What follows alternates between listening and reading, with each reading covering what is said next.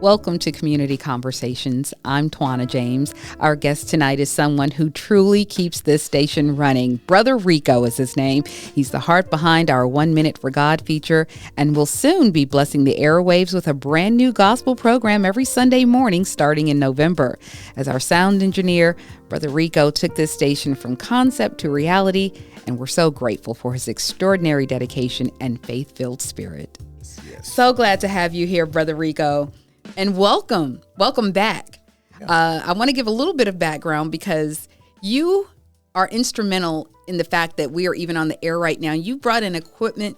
You've become a partner here in this space. And I just thank God for you for being here.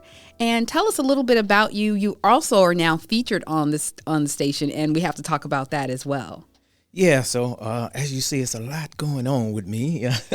But no, I definitely appreciate you welcoming, me to the show and also being a part of this with Black Fredericksburg Radio. This is definitely a great thing, and I always, kind of envied and liked the radio, radio space. Yeah, the radio space. So, well, it's time that Fredericksburg has a station that's devoted to our interest and our culture. Right. And I'm hearing it everywhere I go. Right. And now you are making a contribution. He is the host of the new series, 1 Minute for God, that airs. It's already been airing in the mornings during the gospel hour here on Black Fredericksburg Radio. And let's just talk about Brother Reiko and your background and how you even came to host 1 Minute for God. Why is this your concept? Yeah, so just a little background on me. I am retired military, so I served. Hua, right? Yep. So I served a total of 26 years in the Army.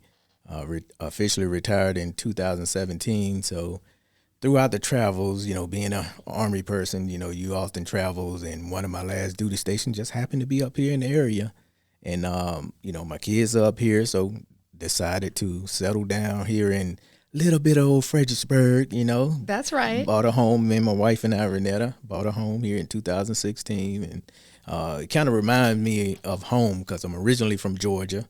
So from the country, I can hear the accent. Yeah, you probably hear the accent. I you try to disguise it just a little bit, but it comes out, So, but definitely I kind of got into the OMFG, the 1 Minute for God. It was a work that's been in the process of over really about 15 years, to be honest. Really? Yes. I'm going to tell you the story behind it.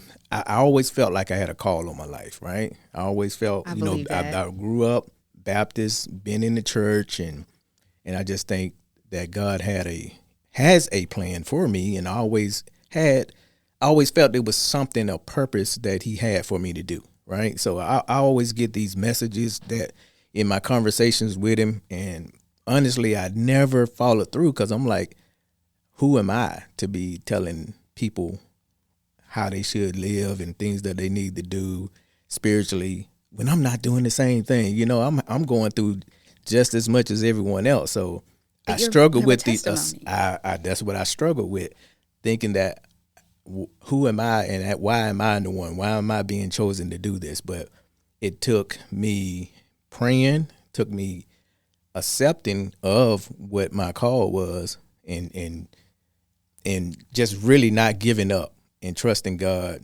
to be able to put the word out. Because I always felt like, is this about me, or is it about, like you said, sharing my testimony to other people so they can use in their life and be that example and that people can relate to, and I take that very serious. So I did not want to go forth with it until I felt like I had the mindset. I had to go through some stuff myself, but at the same time, I kept journaling. I kept writing things down, notes here, notes there, and eventually I just like, you know what, I'm going to do it. Yeah, I'm going to do it. It took me 15 years, and there's a little bit more to that. So, well, you had to have a platform. I actually had to have a platform. So I think timing and everything, it's a time, like they say, a time and a season for everything. And I do believe you meet certain people in your life at a certain time, and God aligns you with that. And I think this is perfect. It's perfect. Absolutely. Absolutely. Nothing happens by mistake. And even as you're going through your trials and tribulations and you're building your testimony, you're overcoming obstacles, and that's how you build wisdom. Exactly. And in listening to 1 Minute for God, and I listen every morning, I always walk away with something that I can carry with me throughout the day. Yeah. So talk about how you even pick the topics for 1 Minute for God, and do they come from personal experiences? It's a combination of both. For one, what hit me one day, right? I was just sitting there. Actually, I'm gonna give you a little backstory. You know, when I get my messages, sometimes you just get it in crazy places, right? It can be when I'm driving down the road, but honestly, I get a lot of my messages from God when I'm in the shower. Really? I kid you not. Okay. And my wife, she'll come in and she's like, "Oh, he's in that space. Let me back out." You know. So are you in there having a conversation? That's what it is. It's conversation with God. Like throughout the day, Okay. I talk to God all throughout the day. Little conversations here, little conversations there. And I'll notice something. He'll like just show something and it pops up in my head and I just write generally what the topic is. It may be a one-liner. It may be just something that has transpired or something that I've witnessed or something that I'm going through or somebody else is going through. It's kind of like that, the way that I get it. And one day I was in the shower and I felt like at the end of the day, you know, when you done worked all day, you're tired yeah. and you're still trying to find time for God, right? Mm-hmm. How many minutes do we have in a day? Sometimes we feel like we don't have enough time to do stuff. We got time for everything else. Time for everything else, right? Yeah. It's 1,440 minutes in a day. And you mean to tell me you can't get God 1 minute? Right. Come on. Now, when we're in trouble, we find right? The time, though. Exactly. So that's where that kind of spurned from, the 1 minute for God. It's like at the minimum, we can give God 1 minute. And that's right? that's our minimum. That's the minimum. Yeah. So, yeah. So I just encourage people that, you know, just really, we need to focus and reprioritize our time, you know, and really recognize what's important. And I think dedicating time when you put God first, everything else lines up. And I've lived that, you know, where I'm not putting God first and seeing how my life is. How has your life changed since you started making time for God? Peaceful. It's like I feel like I have way more time now than I did before. And I don't know how I'm squeezing. I'm thinking of all the things that I do on a daily basis. Yeah.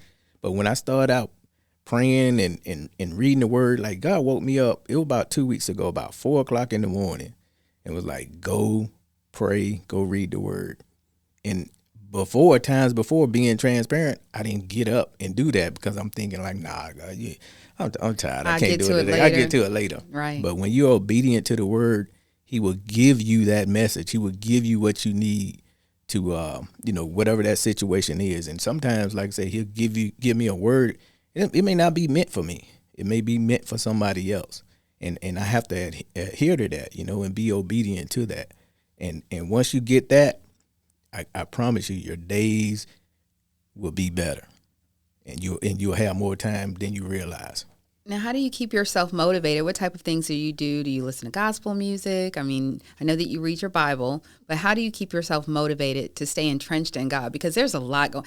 You open your phone, next thing you know, hours gone by, you've gone down a rabbit hole, right, reading some story or something. There's just a lot happening right now. And it's really important for us to stay centered. But how do you do that? Well, I try not to watch the news so much. Yeah. You know, you have to stay aware of what's going on. But I try not to get too encompassed into it, because if you do, it will consume you. And so you have to stay focused. It's a lot of distractions. You know, that's what Satan want to do. He want to distract you from doing God's and finding that peace. You know, that's what we try to fight for some days. Just having that peace of mind, peace of comfort, and definitely in this environment, in the way that the world is going now, it's easy to be discouraged. It's easy to say, you know what, it's so much going on. I don't even know if it's worth, you know, even trying to get through this situation. But right. You got to be encouraged and know that this here is temporary. This earth, all of this is temporary.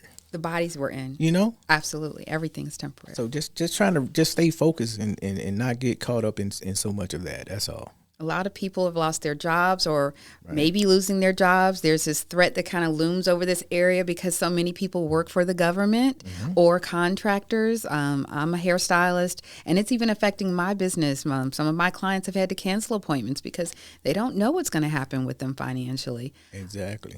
What do you say to those people that are in that situation? Well, I am myself a government worker, so I have been furloughed, but I am fortunate to be in a place, being a military retiree, so I do have other sources of income, so I'm not affected by it as like some other people are. But at the same time, with that being said, you have to have consideration of others and empathy for others, And I really hate that it come to this. I try not to mix politics with a lot of the religion, with spiritual stuff. But you do have to pray for people and try to help people too. We're here to help each other. And whether that's money, whether that's food, whether that's words of encouragement, we got to be there to support each other. And hopefully, within the community, like here locally with Fredericksburg and other government agencies, there are a lot of places that's out there that can help families get through these times like this. When I was a kid, and I actually do this to my kids too, the same thing my mom used to do to me anytime something bad happened or I found myself in trouble, this is a teachable moment, but she said it builds character. Yeah. It builds your character. It's going to build your character. You be fine. Yeah. But actually, you take that with you as an adult. This is the time where you really see what you're made of. Oh, yeah, exactly. This might be the time for you to start a business. Could be. Yeah. All right. You got to listen to 1 Minute for God every morning. I'm telling you, he's going to say something. So it might be small, but it's going to be something that's just going to encourage you and make you go back to that word for confirmation. Exactly. Don't just take Brother Reiko's word for it, right? Yeah, exactly. So I like this platform and it allows me myself to be authentic. It allows me to share myself with the world, with the audience. And that's that sometimes we're afraid to do that because we are imperfect people, right? Yeah. And so when we show the world that we are who we are and that we're not perfect and people can kind of say, hey, he went through that, I can get through it as well. I didn't read the word when I was supposed to read the word, but now I'm back on track. I think we as people tend to give ourselves the hardest time. We hold ourselves accountable for not doing right in the moments when we know we haven't done right. Mm-hmm. So we'll kind of hold that against ourselves. We need to allow ourselves to have grace, and we don't do that a lot of time. We'll be sitting in our shame and our guilt because we haven't went to church or we haven't did this and did that. God, I'm telling you, God knows your heart. He knows your mind. He knows everything about you. So it's nothing that you can hide from God, Absolutely. And we try to hide. We can hide it from man, but you can't hide it from God. So that's why I always say in your thoughts, when you're thinking he knows your thoughts. So when you're being transparent and you're owning your stuff, right? You're owning the things that you've done wrong. And we need to do that on a daily basis, right? I feel on a daily basis because every day has a new challenge. So I feel like we need to repent. We need to ask God for forgiveness on a daily basis because new things happen, new thoughts. And sometimes we tend to overlook the little things, right, that we do wrong and the little things that we don't think is worthy of asking God for forgiveness. Yeah. Right? Someone can just say, for example, you driving into work, someone cut you off. I kid you not. You turn into a different person. I turned into a different person. I've had to ask the Lord to forgive me a couple times for saying some choice words to some people that just cut me off. And it's a total stranger. I've never understood road rage because the person may be completely unaware that they've cut you off, or they may not know how to drive well. They might be a new driver. They might be elderly. They could be on medication. And we will lose our minds over a near miss instead of taking that moment to thank God that the worst didn't happen. Exactly. So I have this thing called COO, right? It's called COO, COO. And I look at people like, that person doesn't have COO. What is COO? Consideration of others. That's what I'll call it. Okay. So I look at that like in traffic when people just cut you off, or either they're in that fast lane and just won't get over, or they won't let you in when you're trying to get in, knowing there's no other way. This area is good for that. Good for that. Yeah. It's like, oh man, this person doesn't have trying to get over. Right. And so you take the approach of this is how we do sometimes as people too. So we tend to do acts in hopes that we get it in return, right? Mm-hmm. So when someone trying to get in, I let them in, with the expectation that someone else is gonna let me in. But guess what? That other person don't have COO, and they don't care. So they you just gotta be able to you have to have patience, and you have to have a little grace, for yourself and for others. Definitely practice more grace. A lot of people are hurting right now. You don't know what somebody's mindset is. Right. You might be the final straw. So exactly. Yeah, Yep. Keep it cool. Mm-hmm. Now talk about prayer. I know that prayer is really important to keep you centered and grounded. And if you pray every day, and it doesn't seem like you'd run out of things to pray for, but I find myself praying the same prayers over and over, especially when it comes to my children, But talk about prayer and how important that is and how we can switch it up a little bit. How do you keep it interesting? Well, I think prayer, to me, it's about a relationship, right? Your relationship with God. It's a conversation that you're having. And But it can be routine. It can be routine. Yeah, I get it. It can be routine, but you make it your prayer. And everyone is different. And so you have to do it the way that works for you. Some people will argue, and I don't debate, anything when it comes to religion. Yeah, Definitely nothing about that, right? So he gave us free will, right, to do what we do. So I think prayer for me is I will pray about certain things over and over again. And then in the next moment, literally, it can be my next day prayer, and I'm like, Lord, I'm coming to you again about the same situation, but I'm not asking because I know you already know what I need, what I want, what the desires of my heart are. And I'll say it to him just like that and leave it at that, because some people will say, well, why keep praying about the same thing, over and over again? Well, I've been, in the church and I've been taught and also kind of agree too. You keep praying until it happens. But when you pray that type of prayer, you have to be patient. Yes. Because when you're praying in that manner, you're expecting God to like, okay, I'm gonna say it again today, Lord, because I want you to do it today. And the Lord like, well, no, I'm gonna do it on my time. And so if you're gonna, the answer is no. Right. The answer not gonna always be yes. Yeah, it may, and that no may not be a complete no. It may be not right now. Not right now. Not right now. So just because, and I have a OMFG is about when God is silent. What do you do? Because I'm praying. There was moments where I was praying. And I'm like, Lord, I don't hear from you. You're not responding. Nothing is happening. Yeah. And so now what? You grow impatient. And what I thought I was going through, it was about patience, right? A lot of people are afraid to pray for patience because you're going to have to go through some things and learn how to be patient. You got to read Job. Yes, yes.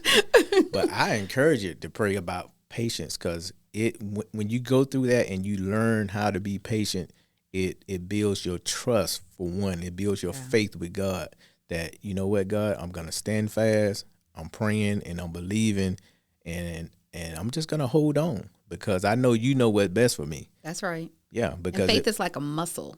Exactly. You have to, sometimes go into muscle failure, lose your mind, right, and then build yourself back up. That's where wisdom comes from. Oh, yeah, exactly. I can tell just from listening to 1 Minute for God that you have been through some things in your life. Yeah. Is there anything that you care to share other than what you already have? Well, yeah, I've experienced quite a few things in my life that I really think got me in a place of where I know my spirituality is the most important thing in my life. I will share a moment where I was stationed at Fort Benning, Georgia, and we was there for a family reunion, and we was running behind like, we always do sometimes, right? Trying to get to church, so we was running late, and I remember it was my aunt and I know my wife and kids was there. We was trying to change clothes, right, to go to church. I had just put my coat on, and all of a sudden my aunt was saying, "Hey, Reiko, he's out there, he's in the water, he's drowning." So we at the hotel. I'm like, "What is going on?" And she said it was a kid out there drowning in the pool. And I just instinct kicked in. I just ran in the pool in my suit, not knowing, jumped in the pool. Wow. Went down in the water. I saw this person in the water, and I grabbed that person. And when I came up, they was like, no, not him. He's down in the bottom. So I looked around, and I saw it was a little kid at the very bottom of the pool. So I had to grasp for my breath and go back down in the pool and bring him up. And as I was coming up, I was out of breath myself. Yeah. And I just remember pushing him up, saying, "Lord, please save him and save me." And I pushed him up, and fortunately, it was the hotel manager and one of the security, a family friend that was there, who was a police officer, and they pulled him up out of the pool, and they had him on the side. So by the time I got up, I just remember putting my hand on the little kid, just praying, "Lord, please don't allow me to experience seeing death face to face." And he saved him. Thank that God. Little boy was saved, and that experience, that experience changed my life. It made me understand that God places you in certain places at certain times. And you don't know why. And you don't know I'm running why. behind. Like I never argue with running behind, because you could be avoiding an accident, or in your case, saving a life. Yep. And you never look for those moments. Like, I didn't expect that. I didn't expect to be running behind, to be honest, but it just happened to be. And I just, like I say, that for me was a moment where I just understood and accepted God's call to be wherever I need to be and meeting people that I need to meet at He a is certain shining time. on you. I'm telling you, there is no question. Because by the time you came along, I've been working with Black Fredericksburg Radio for over a year, and just very frustrated and ready to just give it up, because it just wasn't doing what it was supposed to be doing. And I just believe God uses people. I just happened to mention to my cousin, who knows you and good friends with you and your wife, and she was like, "Well, why don't you talk to Brother Reiko? I think he might. I think he does a little something like that. I think he does a little something like that." And I was like, "Well, okay, And when I emailed you, you emailed me back immediately, like ding. I was like, okay. And I've told so many people about this. You came in here, you were just like, "Oh, you got this plugged in wrong." And you just took this plug and took that plug out and plugged that in. And you're like, "Oh, no, let me sit this over here. Oh, and by the way, I got this." And I was just like, thank you, God. Yeah. Because I just didn't even know what to do, didn't know what to ask for. Mm-hmm. And when you put yourself out there to be used by God, you got to be prepared sometimes. Absolutely, absolutely. He works swiftly. And I really believe he brought you to this station. Yeah. And when I got here, like for me, I'm a big believer, and I'm a big supporter of things that I know is great. Is a great thing that's going and has great potential. And just like, with your cousin Keisha with their architecture experience, which, by the way, everyone, if you haven't experienced the architecture experience, you have to. It's a great experience. So we'll be talking to them soon. We're going to have them on Community Conversations. Absolutely. Yeah, that's great. That's great. So, but yeah, I things like that, I see the potential. I see what it can do for a lot of people, and I don't mind investing time and to support people that's doing great thing. And this is definitely this Black Fredericksburg Radio. I was very intrigued by it because, as we spoke before, when I was kind of just joining the military, I kind of started my own little radio station back in the day. Yeah. But my problem is that I didn't have the high-speed internet. I had the AOL dial-up, so it was a little slow. We had that back in the day, yes. Right, But technology has afforded us an opportunity to take advantage of some things, and this is one thing that I think I think Fredericksburg in general is just missing out on. Right. An opportunity for us to have our voices, our music, our culture celebrated and highlighted. Yeah. And it's not to take away from anything else going on, but this is something that we can say is for us and for our businesses. So I'm just blessed that you are here and that you are a part of it. Truly, truly, Brother Reiko, I thank you so much. Yeah, and this is good. I'm glad that you're celebrating the community and the culture. This is important. Being a resident here of Fredericksburg, I oftentimes, when I'm riding around trying to go somewhere and I'm trying to turn on the radio, right? Mm-hmm.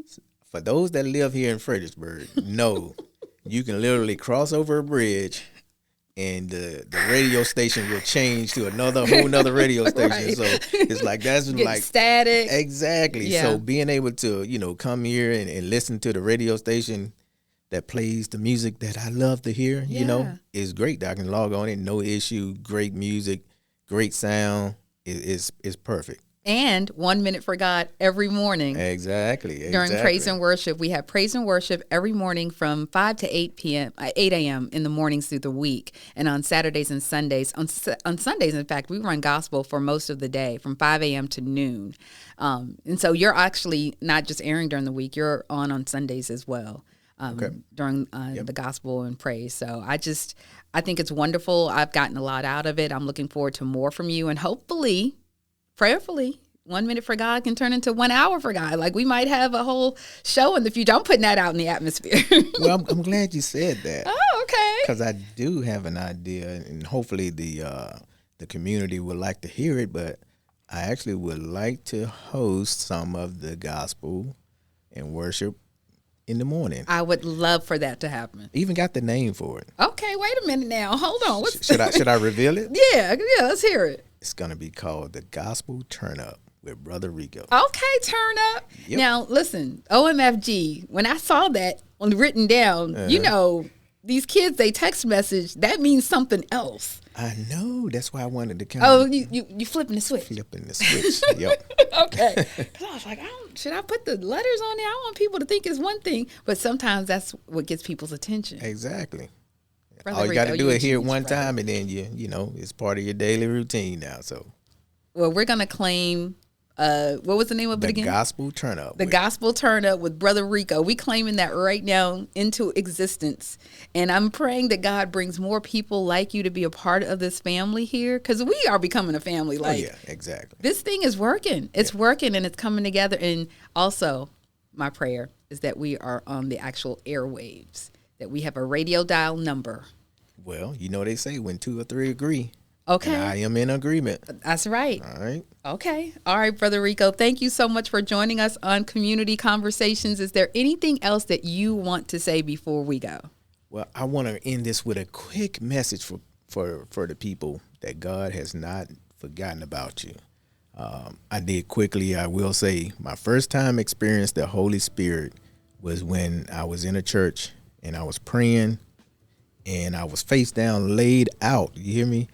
And the mother of the church walked over to me and said, God has not forgotten about you. And I'm like, how did she know I was praying that? Wow. And it just constantly remind me that no matter what I do, what happened, what I pray, God would never forget about me. And that makes me feel special. And I pray for each and every one of you that's listening, that you feel and experience the same thing, and trust and know that God has not forgotten about you. Amen. And what a beautiful way to end our program. Thank you so much, Brother Reiko. Tune in every day right here on Black Fredericksburg Radio for 1 minute for God with Brother Reiko on Black Fredericksburg Radio.